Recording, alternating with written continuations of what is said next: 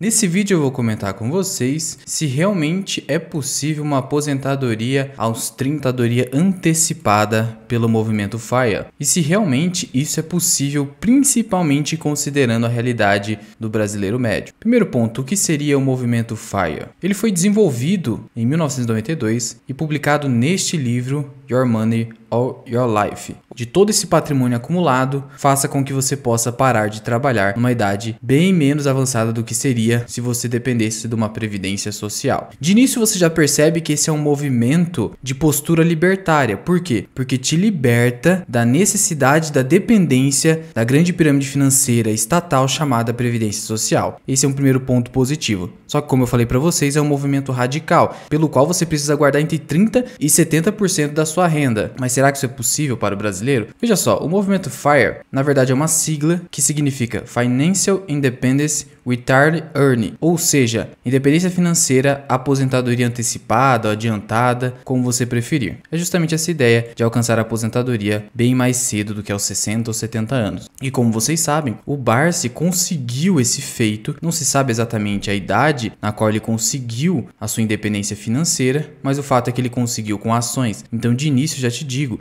que a melhor forma para você conseguir uma aposentadoria antecipada é justamente através do investimento em ações, diante da sua grande capacidade de multiplicação e da grande capacidade de multiplicação dos proventos advindos dessas ações. Só que de início a gente verifica uma dificuldade de implementação desse movimento aqui no país. Por quê? Porque aqui no país, além de nós termos um histórico de inflação alta, a renda média do brasileiro é algo em torno de R$ 2.700. E em algumas regiões do país, R$ 2.700 acaba sendo até uma boa renda. E se você for considerar as pessoas que têm entre 18 e 25 anos, muitas delas não conseguem chegar nessa renda de R$ 2.700. Então a grande realidade é a seguinte: no país nós vivemos com muito pouco, muitas vezes no limite ou até faltando dinheiro para o seu custo básico mensal. Diante disso, como uma pessoa no início da sua vida produtiva vai conseguir guardar entre 30% e 70% da sua renda ativa? Parece inviável e de fato é para a maioria das pessoas. Por isso, eu concordo que você precisa desde cedo poupar dinheiro para que você não tenha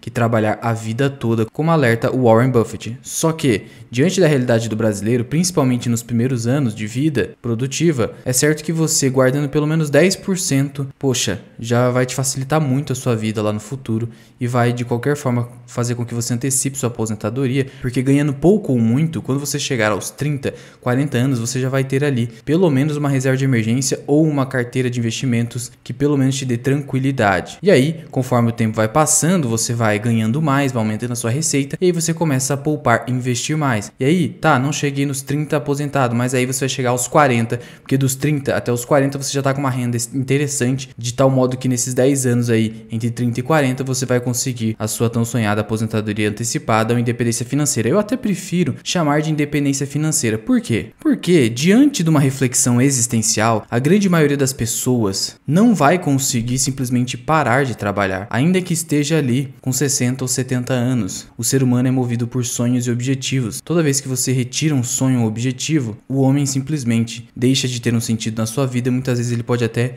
entrar numa depressão. Por isso, o certo é falar em independência financeira, em que eu vou conseguir a liberdade de optar pelo trabalho o qual eu vou executar ou até reduzir a minha jornada de trabalho para ter mais tempo com a minha família, com os meus amigos, para viajar e etc. Mas como conseguir isso na prática? Eu já antecipei para vocês que a melhor forma são as ações, principalmente aquelas que tenham uma perspectiva de pagamento de dividendos duradoura, ou seja, a estratégia do Dividend Investing, que é a mesma estratégia utilizada pelo Barsi ao longo da sua trajetória como investidor. E aí, pegando-se aqui um estudo da Economática, o que ela descobriu inicialmente? Que num período de 10 anos, o IDIV, que é um índice de dividendos da B3, que reúne ali as principais pagadoras de dividendos da nossa bolsa de valores, previu aqui que a média de dividend yield do IDIV foi algo em torno entre 7% e 8%, como a gente percebe aqui nesse gráfico. O meu dividend yield on cost é de 8,5%. Ou seja, o que a gente pode confirmar? Lembrando que eu sigo majoritariamente o Dividend Investing. A gente pode concluir então que num período de longo prazo, aqui 10 anos, a gente pode ter uma média entre 7% e 8% ou até mais do que isso, a título de dividend yield. Vamos colocar aqui uma média de 8% de dividend yield. Eu não estou nem considerando a valorização do o ativo. Estou considerando apenas os proventos, porque é isso que de fato vai pagar as suas contas, ou seja, o fluxo de caixa oriundo das suas ações. Sendo que em períodos de grandes quedas, como nós vimos no crash do Corona, você vai ter a oportunidade de aumentar ainda mais o seu dividend yield. Mas vamos considerar a média, tá? Não vamos considerar eventos específicos e imprevistos como um cisne negro, vamos considerar a normalidade. 8% aqui. Vamos colocar isso aqui, que está bem próximo dessa média do IDIV. Sendo que se você pegar ali algumas ações que estão dentro do IDIV, muitas vezes nem são aquelas pagadoras de dividendos, de tal modo que acaba prejudicando essa média, por isso que eu vou colocar para cima 8%. Lembrando que o IDIV no longo prazo supera o Ibovespa, então faz todo sentido sim seguir uma estratégia de dividendo. E aí eu vou trazer aqui para vocês uma simulação histórica dos últimos 10 anos, qual seria a evolução de proventos investindo todos os meses com um capital inicial de R$10 mil em Banco do Brasil, Taesa, Sanepar, Vivo e BB Seguridade. Ou seja, seguindo o best do Barsi, pegando aqui setor bancário, setor de energia elétrica, setor de saneamento, setor de telecomunicações e de seguros. Seguindo à risca esses setores perenes, à prova de balas, doações garantem o futuro. Mas antes disso, eu já te antecipo o seguinte: qual seria o valor ideal a título de aposentadoria? Isso é muito individual, depende de qual será o valor que você vai precisar ao longo da sua vida, e isso você tem que ir reajustando pela inflação, mas considerando os dias de hoje, quanto que você vai precisar ou precisa para a sua sobrevivência e manutenção de condição de vida, ou seja, pagamento dos seus custos fixos mensais. Quanto de dividendos é necessário para cobrir esses custos? Se você tem aí um custo médio mensal de R$4 mil, isso aqui dá por ano R$48 mil. Então, quanto eu vou precisar ter investido numa carteira de ações diversificada dentro ali dos setores perenes que pagam bons dividendos? Olha, considerando nosso dividend yield médio de 8% que nós estamos projetando, a gente necessitaria aqui de R$600 mil investidos. Porque 8% de 600 mil dá R$48 mil.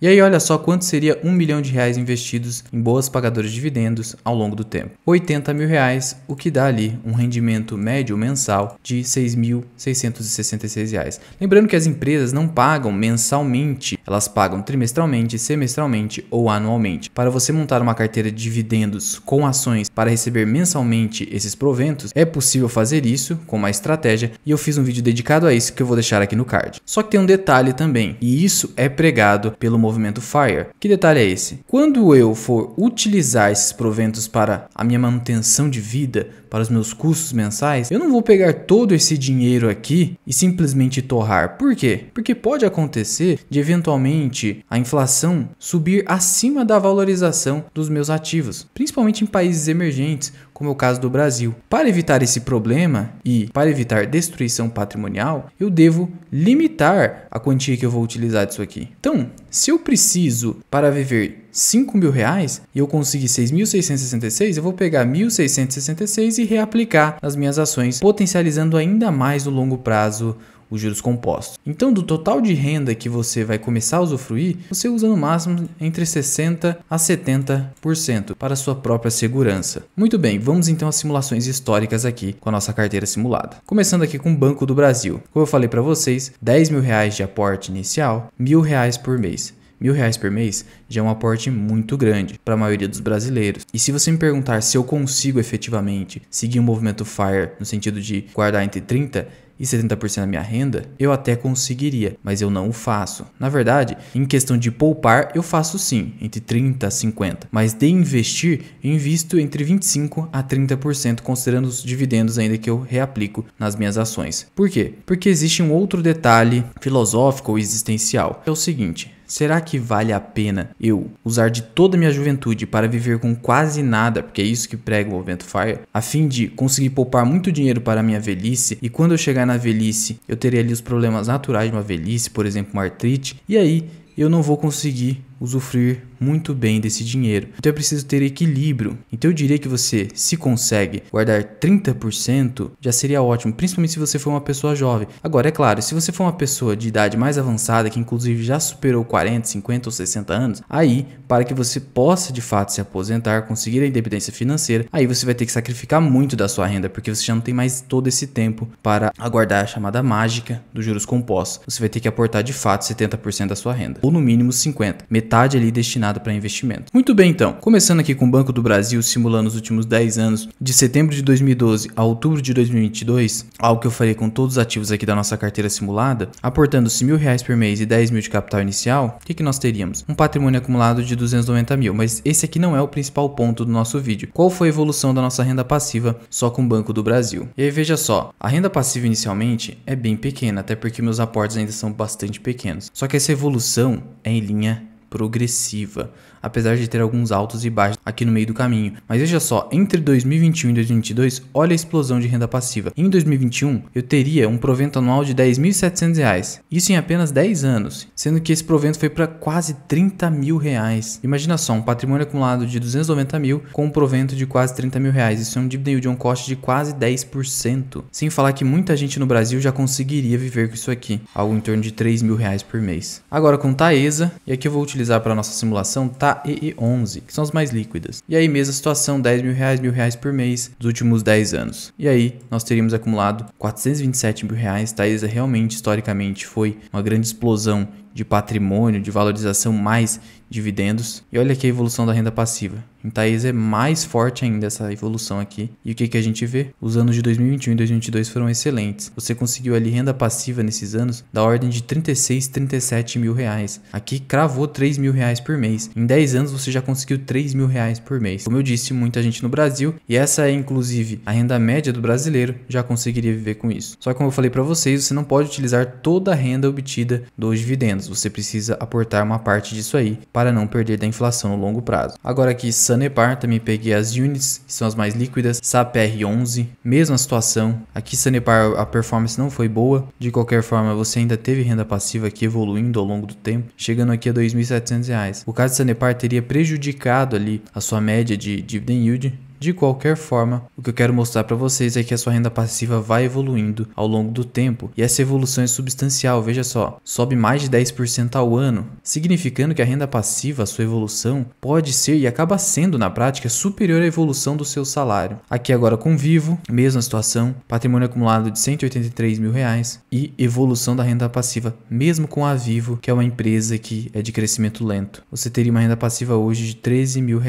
quase 14, algo em torno ali de R$1.100, R$1.200, quase um salário mínimo. E aí, BB Seguridade, você teria aí uma renda passiva que teve um decréscimo em relação a 2020. E daí a importância também, como eu falei, de não utilizar todos os proventos quando você chegar na fase de usufruir dos seus dividendos, porque há momentos de volatilidade no pagamento dos proventos. As empresas podem precisar reter um pouco do seu caixa para outros projetos ou até mesmo para ali se proteger de cenários de crise. De qualquer forma, você teria uma renda passiva aí de 13, 14 mil reais na média. Então, no geral, a gente percebeu que escolhendo boas pagadoras de dividendos, você pode chegar facilmente a ter 7, 8% de dividend yield on cost. E se você alongar ainda mais esses prazos, você vai ver que os seus dividendos ficarão ainda superiores. E aí, fazendo-se uma simulação final aqui com a realidade do brasileiro, que ganha ali algo em torno de 3 mil reais por mês, vamos supor que essa pessoa consiga, com muito esforço, guardar 30% da sua renda, ou seja, uns 900 reais. Como que ela poderia fazer isso? Morando com os pais até os 30 anos, gastando o menos possível, sendo minimalista, conseguiria, tá? E aí vamos supor que essa pessoa então comece guardando 900 reais por mês. Esse é o aporte inicial. E aí ela tá ali com 18 anos. Ela, vamos supor que já conseguiu ali aos 18, por exemplo, um assessor de investimento consegue aos 18 já ganhar uns 3 mil reais por mês. Então vamos supor que ela conseguiu isso. Ou se ela não começa ganhando 3 mil, começa ganhando 2 ou 1.800, ela, como mora com os pais e é muito jovem, guarda metade dos seus recursos. Vamos colocar aqui então 900 reais na média, aporte de 900 reais. E aí quanto à taxa, eu vou colocar aqui os 8% de dividend yield mais uns 4% de rentabilidade, valorização, 12% então, num período de 12 anos, dos 18 aos 30 anos. Esse sujeito então teria acumulado 278 mil reais aproximadamente. Esse valor a uma taxa de 8% ao ano de dividendos renderia anualmente R$ 22.254, dividido por 12, R$ 1.854 R$54. Se essa pessoa estivesse ali, como eu falei pra vocês, ganhando algo em torno de R$3.000, ela estava vivendo com 2.100, porque ela estava guardando 900. Ou seja, em 12 anos, ela já conseguiria quase chegar ali na renda ativa dela. E aí, se a gente alongar por 20 anos, ou seja, essa pessoa poupando com regularidade e com disciplina até os 40, o que nós teríamos? Nós teríamos então 22 anos ao invés de 12, somando-se mais 10 anos. Aí agora ficou bonito, ó. R$1 milhão